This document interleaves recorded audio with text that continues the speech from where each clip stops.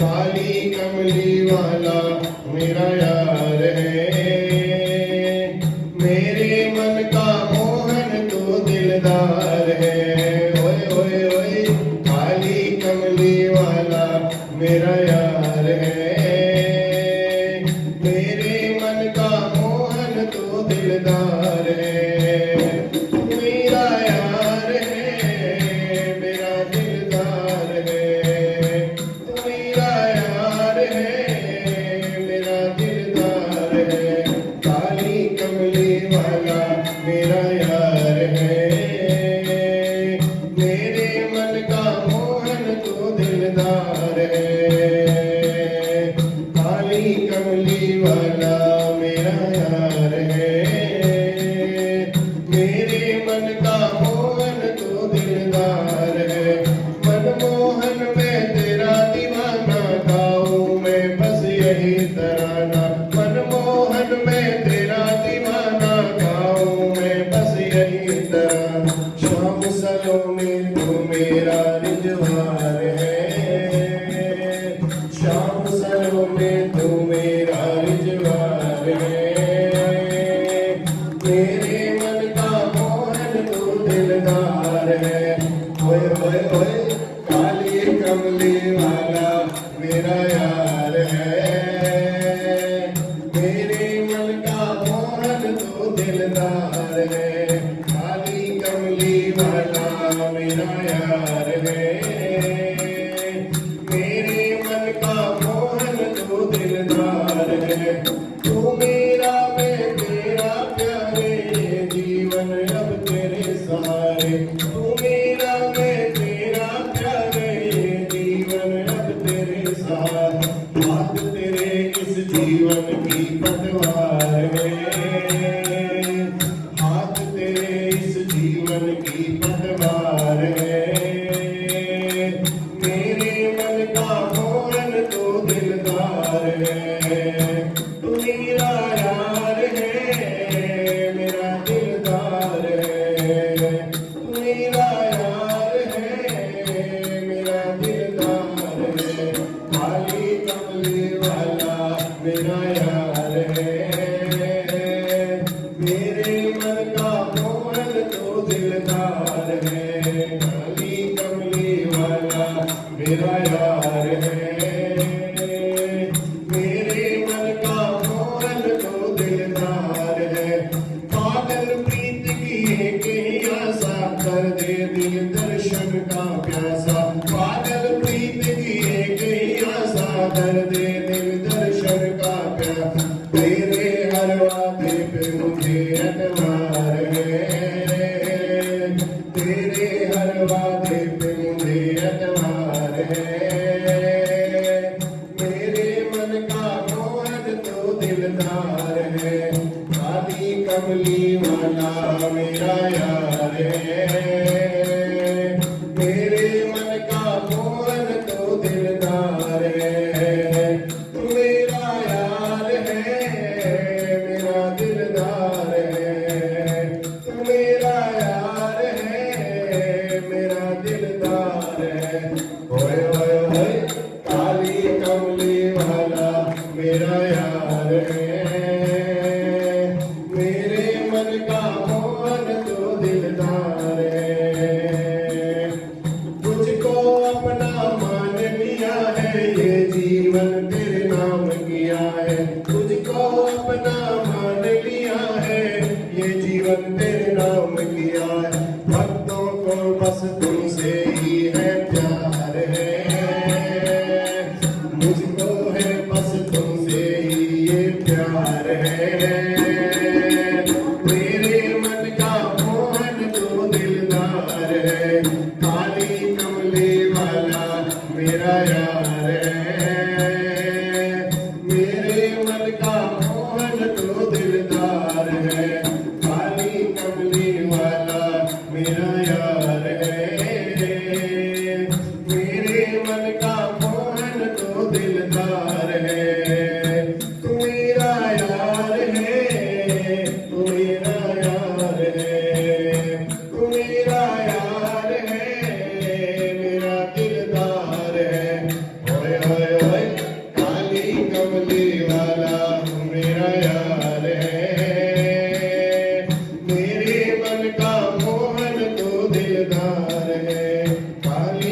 कमली वाला मेरा यार है, मेरे मन का मोहन तू दिलदार है। बोल भागे बिहारी लाल की जय।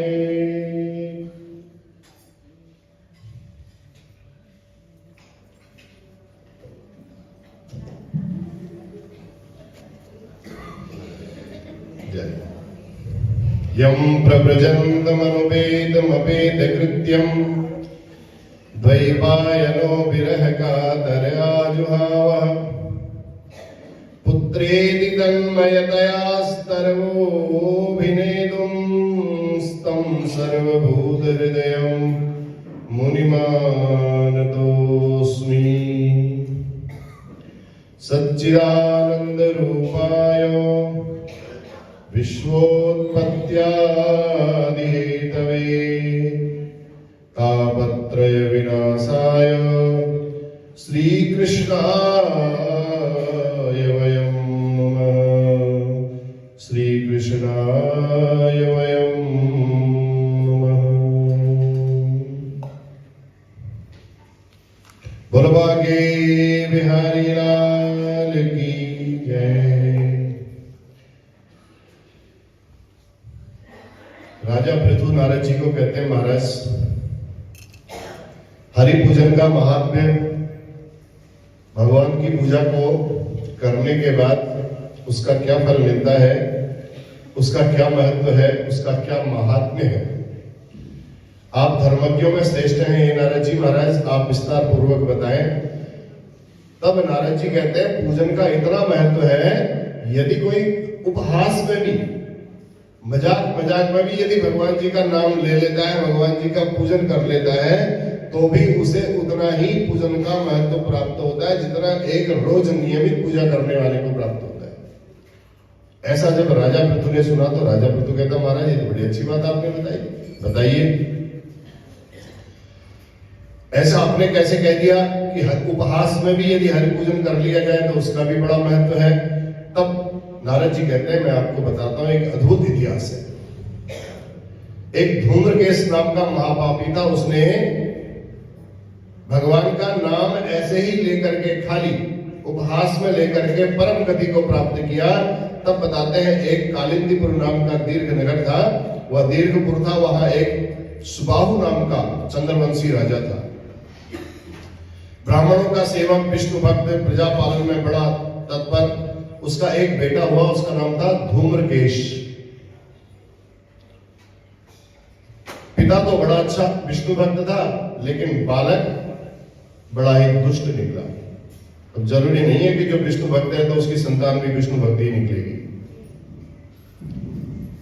अब धूम्रकेश इतना दुष्ट था, इतना दुर्मति हो गया, जुआ खेलना, चोरी करना, छिप करके मद्यपान करना, जितने भी गंदे काम थे, युवावस्था में मांस खाने लगा, नगर की स्त्रियों के साथ जाकर के रमण करने लगा। ऐसे ही उसने इतना व्यभिचार किया, इतना दुराचार किया, अगम्य ब्राह्मणी स्त्रियों को भी नहीं छोड़ता था।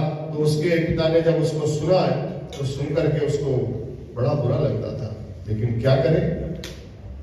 एक दिन खेल रहा था गेंद खेलते खेलते राजा के राजभवन में जाकर के गिरी।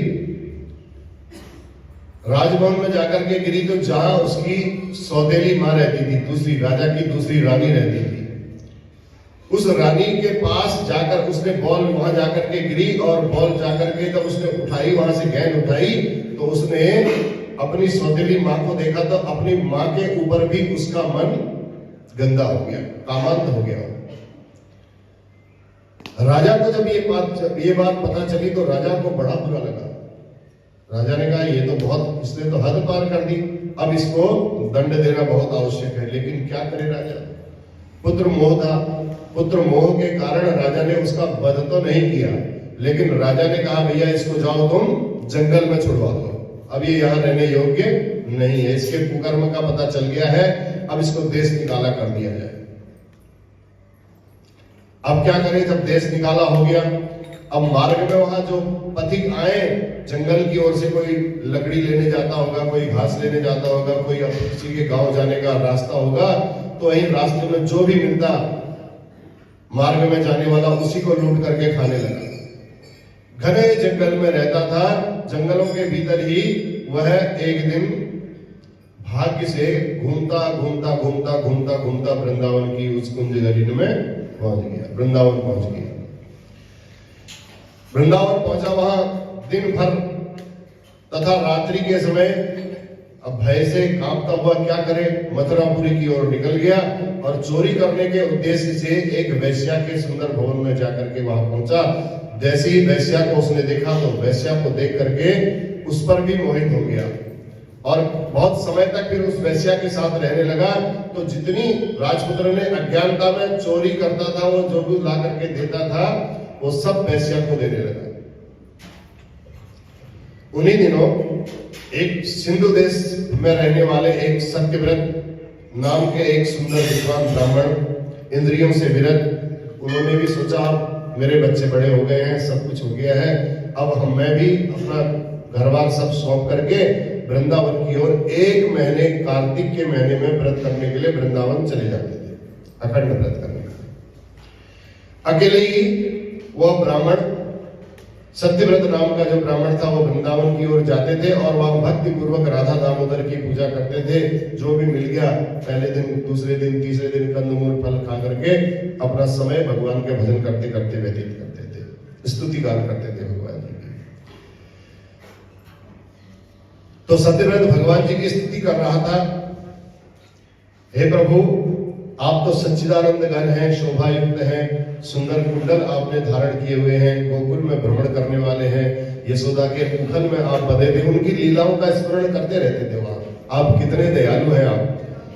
तो यशोदा मैया ने आपको पकड़ा, लेकिन आप दुनिया को बांधते हैं, आपको यशोदा मैया ने बांध दिया है। प्रभु आप बड़े दयालु हैं।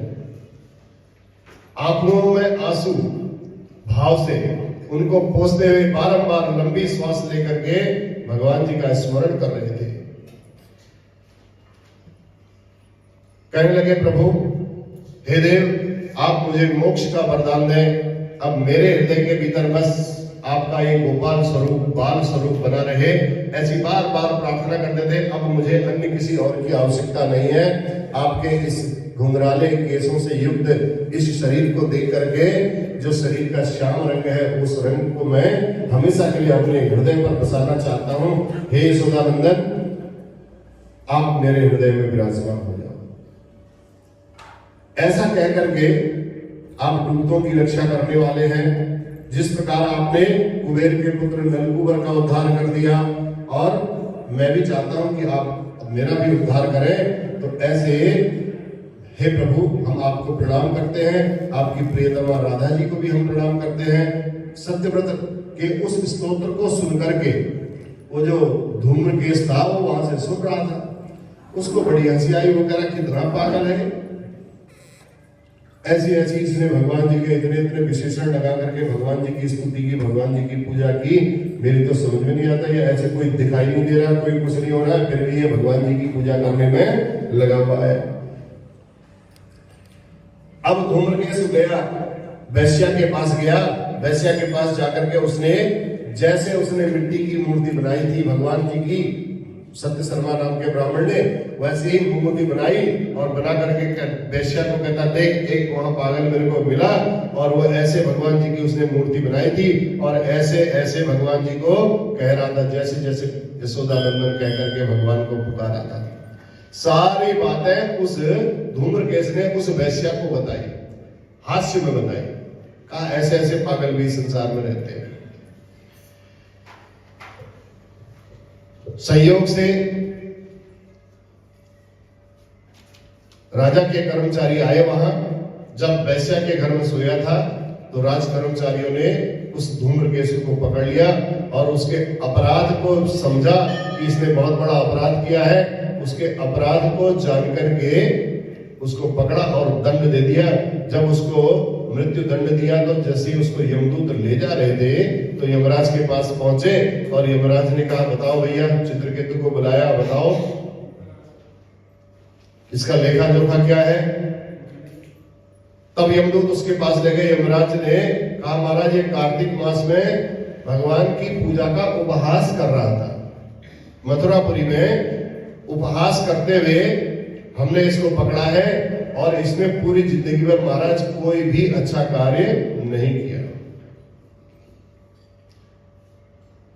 यमराज कहने लगे मैंने तुमको बारंबार एक बार बताई है, जो भी भगवान की पूजा करते हैं, जो भी भगवान का नाम स्मरण करते हैं, तुम उनको मेरे पास मत लाया करो। फिर भी तुम उनको मेरे पास लेकर के आए,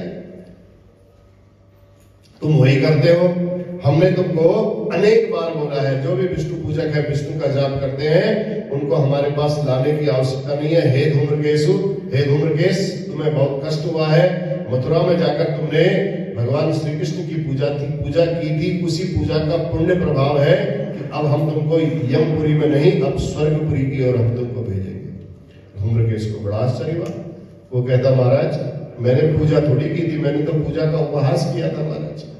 कहा पूजा के उपहास में भी तूने भगवान की वही स्तुति की थी जो उस ब्राह्मण ने की थी। तेरे मुंह से शब्द वही निकले, इसलिए मुंह से शब्द जो भी निकले बहुत अच्छे निकलने चाहिए, गलत शब्द नहीं निकले। मुंह से अगर शब्द निकल गए फिर वो वापस नहीं आ सकते, इसलिए बहुत सोच करके बोलना चाहिए।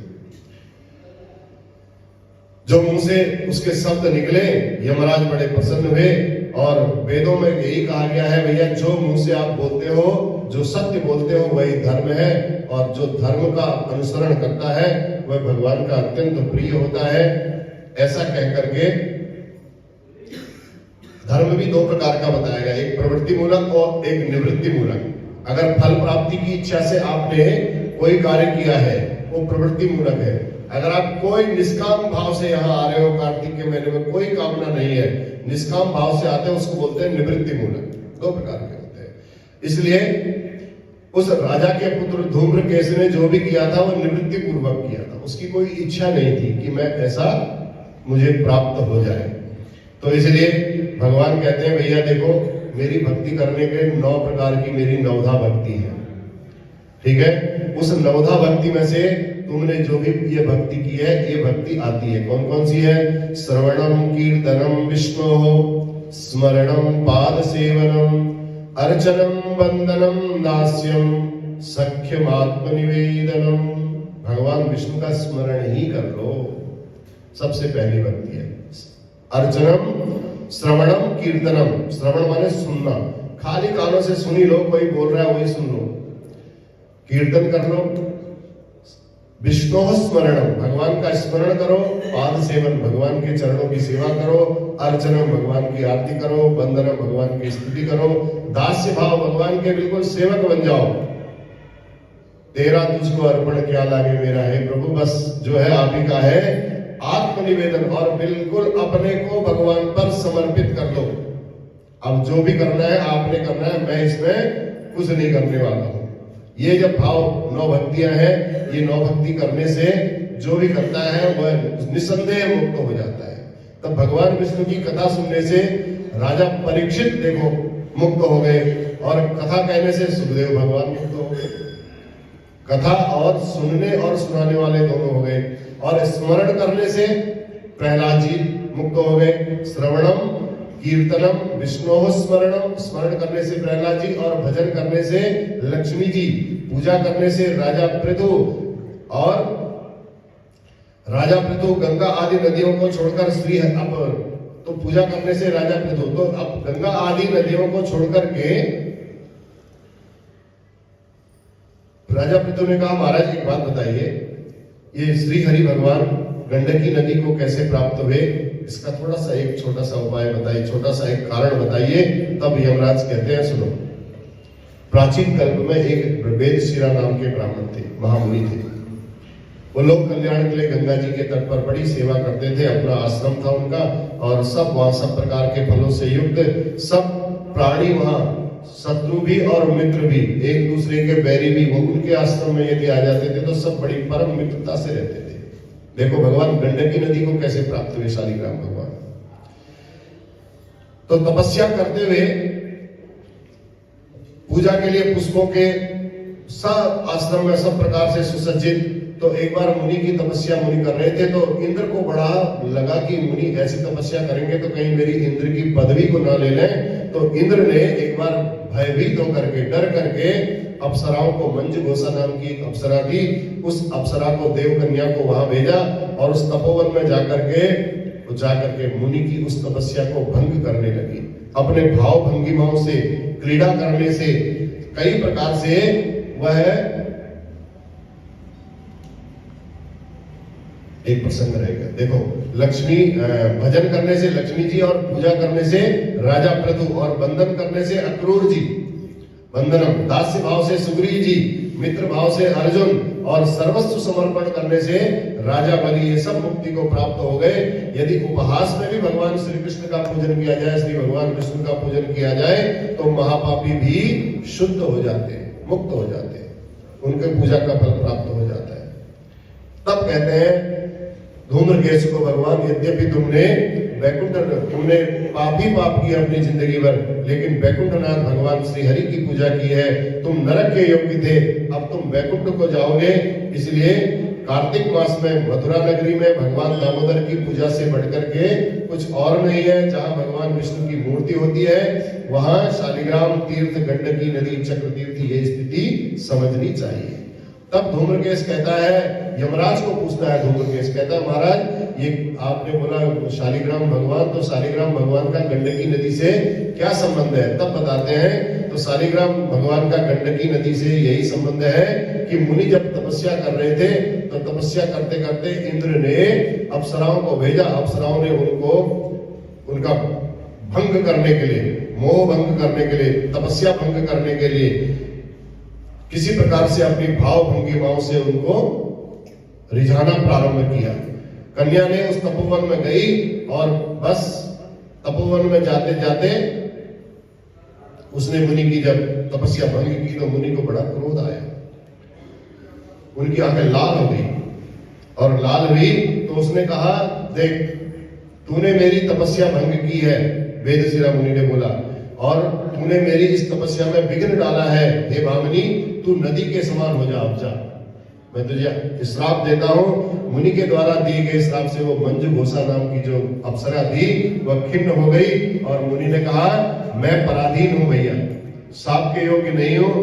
तब मुनि से कहती हो, हाथ जोड़ करके, महाराज मेरे को तो भेजा गया था, मैं तो दूत बन करके आई थी, मेरे को आपने श्राप दे दिया, आप ऐसा मत करिए, मुझ पर कृपा करिए। तब मुनि कहते हैं, अब एक तेरे को मैं आशीर्वाद दे देता हूं, जब भगवान का शिला के रूप में अवतार होगा, शालिग्राम भगवान के रूप में आएंगे विष्णु भगवान, तब तू शालिग्राम भगवान को धारण करने के लिए नदी का रूप धारण करेगी, गंडकी नदी के रूप में तू आ जाएगी, और तेरा यश सर्वत्र फैलेगा।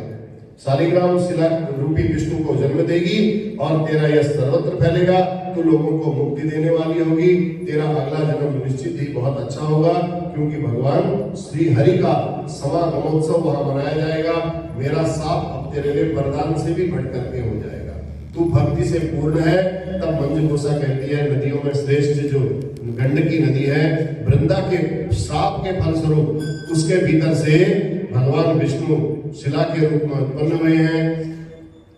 राजा पृथु को नारद जी कहते हैं, नारद जी, राजा पृथु, हे राजन, मैंने आपको सब कुछ बता दिया, अब तुम भगवान की ऐसे ही भक्ति किया करो। यमराज धूम्रकेश को ये सारी बात बताते हैं, और धूम्रकेश उन बातों को सुनकर के बड़ा आनंदित होता है, और दिव्य शरीर धारण करके भगवान के विष्णु लोक को चले जाता है। बोल बांके बिहारी लाल की। इसलिए कार्तिक मास में श्री कृष्ण की पूजा करने से सभी पाप दूर हो जाते हैं।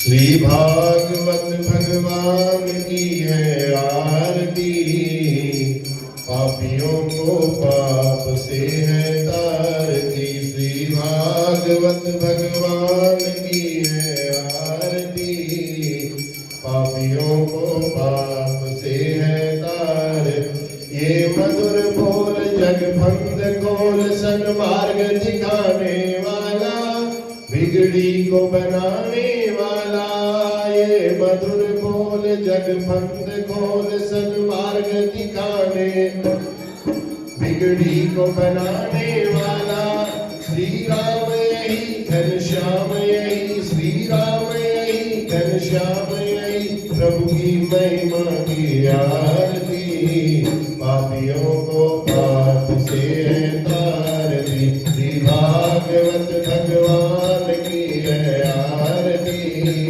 पापियों को पाप से तार ये अमर ग्रंथ ये मुक्ति पंथ ये पंचम वेद निराला नव ज्योति जगाने वाला ये अमर ग्रंथ ये मुक्ति पंथ ये पंचम वेद निराला नव ज्योति जगाने वाला हरि नाम यही हरि धाम यही हरि नाम यही हरि धाम यही यही जग मंगल आरती पापियों को पाप से तारती श्री भागवत भगवान की आरती पापियों को पाप से तारती शांति गीत भावन पुनीत पापों को मिटाने वाला हरि दर्श दिखाने वाला ये शांति गीत पावन पुनीत पापों को मिटाने